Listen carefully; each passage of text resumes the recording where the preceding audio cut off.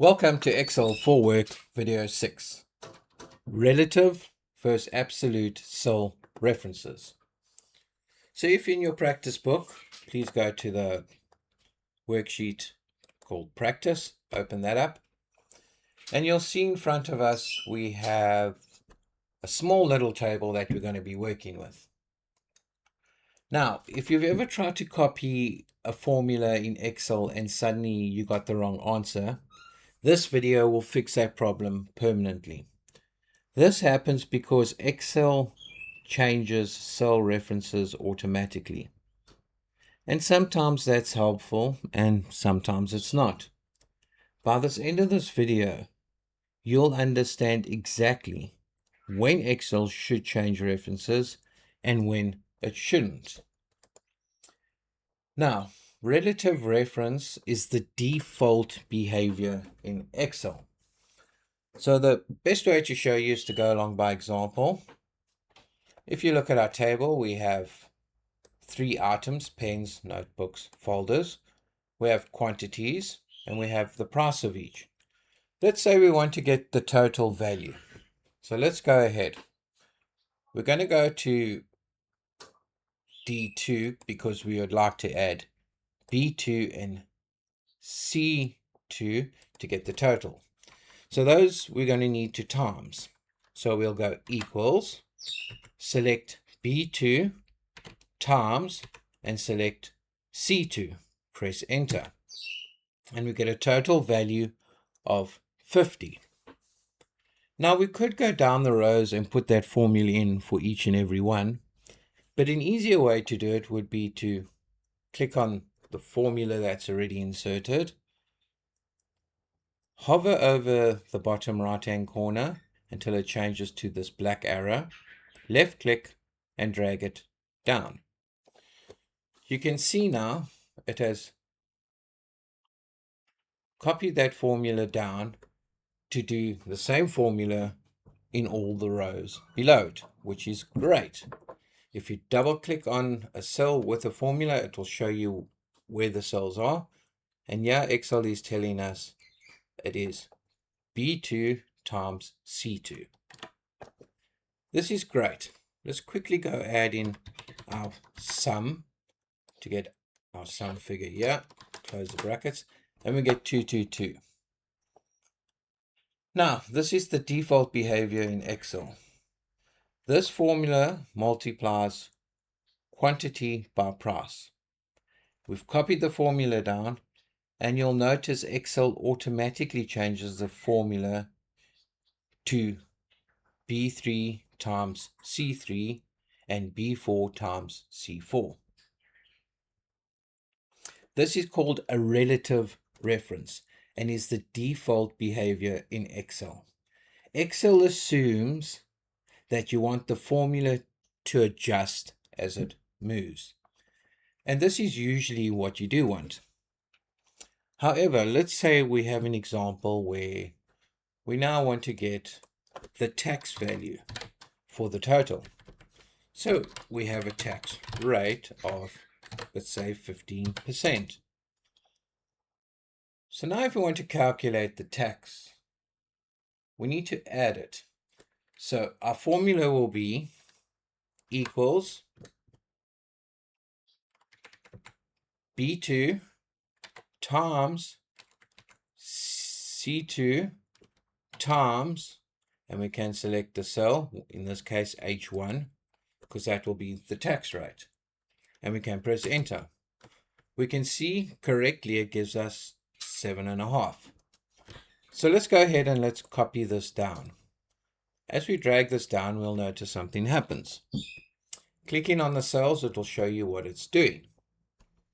You can see that it is now trying to times a blank cell, H2. And that is because Excel, by default, works on relative references. You can see if you click on the one below it, it has moved one cell down.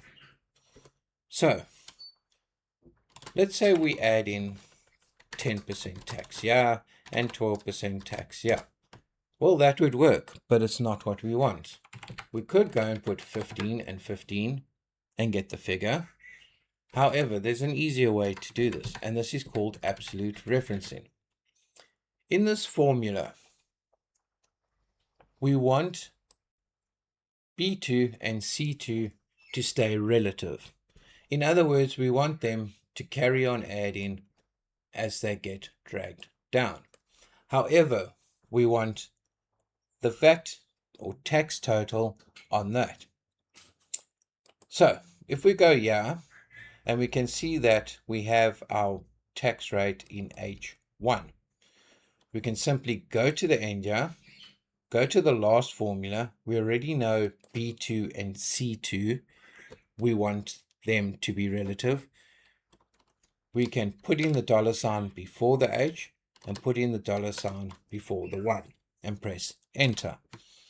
We now get the same total. However, when we drag it down, we'll notice it's now correct. And if we go and we click, you can see that now H1, which is the tax rate, stays the same throughout, and now it automatically correctly adds the tax. We use absolute referencing when we don't want a part of the formula to move. We never want it to move. That is absolute referencing. The dollar signs tell Excel, no matter where I copy this formula, always use cell H1. So now the tax is fixed and we have absolute references. The question is, what exactly do the dollar signs mean? Well, let's slow this down a bit. $H$1 is telling Excel, do not move the column and do not move the row. So $H is saying, do not move from column H, and $1 is saying, do not move from row 1. This is a fully absolute reference. There's also something called mixed references, where only the row or column is locked. For now, just know that it exists. We'll use it later on in more advanced spreadsheets. Here's the rule of thumb that everyone should remember. If a value should change as you copy the formula, keep it relative. If the value should stay the same, make it absolute. Lastly, I just want to take something here and show you one more thing. You guys should know this, but just in case there are some people that don't know this, if you want to add, you'll select your cells, press plus, and select your next cell. It will then add the figures together. If you go equals, select whichever one you want and press subtract, it will subtract.